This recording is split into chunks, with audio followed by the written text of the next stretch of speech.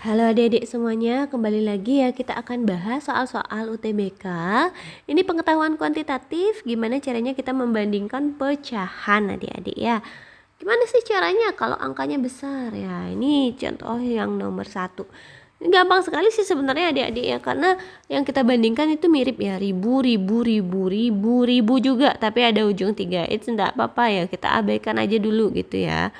Jadi kita tinggal lihat angka depan. 12 bagi 2, 6. 12 bagi 1, 12. 6 bagi 1, 6. 60 bagi 10, 6. 15 bagi 1, 15 ya. Jadi jawabannya yang paling besar adalah yang E. Boleh begitu ya. Tahu ini kan sama-sama 6, jelas kita coret aja ya. Jadi kita cukup membandingkan yang nilainya berbeda. 12 per 1000 dibandingkan dengan yang ini nih, 15 per 1003. Gimana caranya? Boleh nggak aku lihat angka atasnya? Boleh sih, tapi kalau angka bawahnya ini ya lumayan besar terpautnya dengan pembilang ya. Tapi kalau dia tidak terpaut jauh ya nggak boleh langsung seperti itu gitu ya. Cara teorinya boleh begini. 12 ke 15 itu kan tambah 3 ya. Ini juga sama tambah 3 ya untuk angka yang seperti ini ya. Kebetulan karena sama-sama pembilang dan penyebutnya tambah 3, berarti yang lebih besar ini nilainya lebih besar dia begitu. Ya, jadi jawabannya jelas yang E adik-adik. Kita lanjutkan ke soal nomor 2. Bilangan yang mendekati 122 per 257. Ini aku rasa bisa sih langsung ya adik-adik ketemu jawabannya ya. Gimana sih caranya ya? Kalian boleh lihat seperti ini. Kalau kita mencari pecahan ubah ke desimal, tentu kita bandingkan nih pembilang dan penyebutnya ya. Adik-adik bayangkan aja 122 itu. Nah, kalau kita kalikan 2 itu hasilnya kan 244 ya. Ya. Kalau kita kalikan 2 nih ya, ini kali 2 nih. Oke.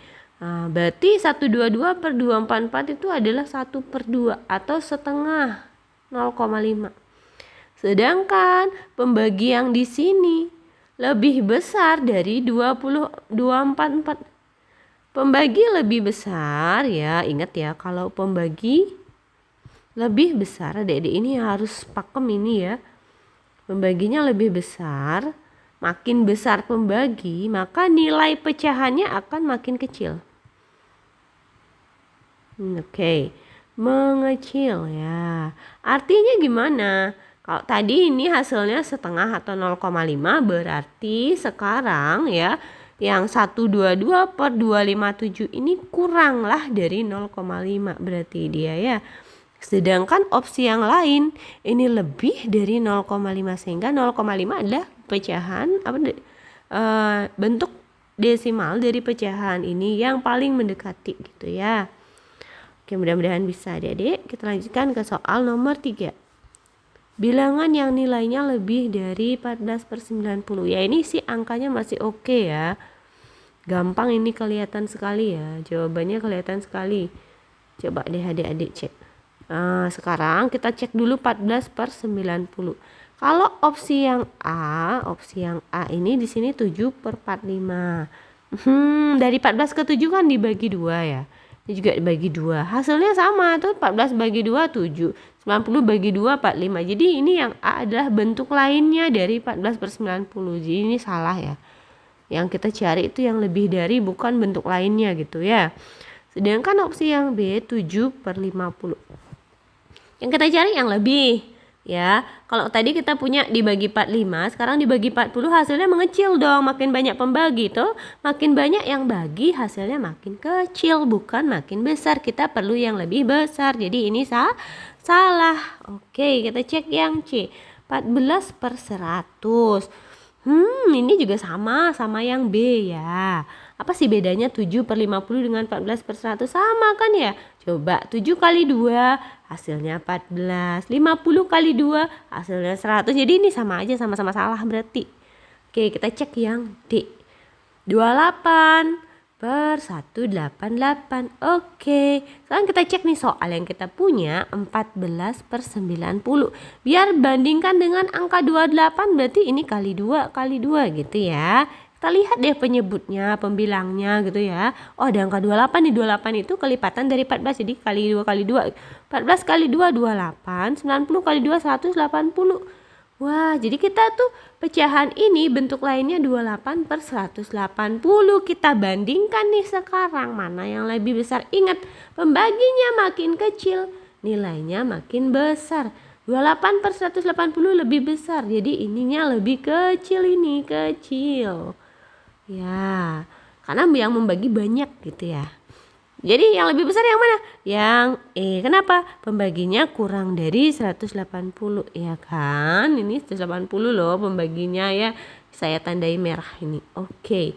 Yang ini kita jadikan patokan 28 per 180. Itu kurang, lebih besar apa?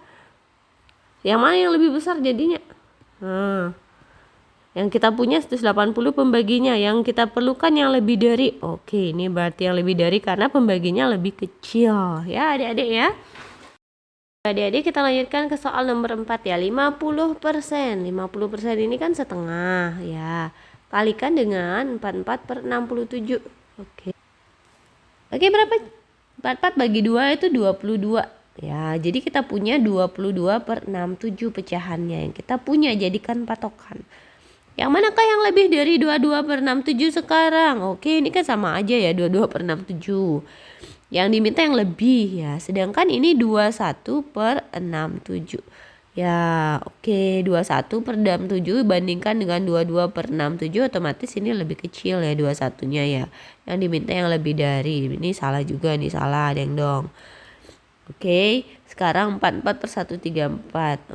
44 per 134 itu kan kelipatannya dari 22 per 67. Ingat ya, kalau kita kalikan 2 ini 44. Kalau 67 kita kalikan 2 juga hasilnya 134. Ya sama aja jadinya, salah ya. Terus 88 per 268. Yang kita punya itu kan 22 per 67 tadi ya. Apa hubungannya angka 22 dengan 88? Ini kan dikali 4 aja. 67 juga kalau kita kali 4 hasilnya 268. Jadi hasilnya ya sama ya. Oke. Kita yang diminta yang lebih dari, otomatis jawabannya yang tersisa yang E. Yuk kita buktikan apakah E ini benar. Yuk, kita punya 66 per 200. Sedangkan yang angka pembandingnya tadi 22 per 67. Ya, ingat ya, membandingkan dua angka kita samakan dulu penyebut atau pembilangnya. Ya, di sini kebetulan yang bisa disamakan itu pembilang ya. 22 ke angka 66 itu kita cukup kalikan 3. 67 kita kali 3 nih biar adil. 22 kali 3 66. 67 kali 3 itu hasilnya 201 ya. Nah, sedangkan kalau kita bandingkan dengan 66 per 200, mana yang lebih besar? Ya tentu yang lebih besar yang pembaginya lebih kecil ya. Jawabannya yang E. Oke, kita lanjutkan ke soal berikutnya. Jika A adalah sekian, A dalam pecahannya ada angka, ada trik cepat sih kan ya.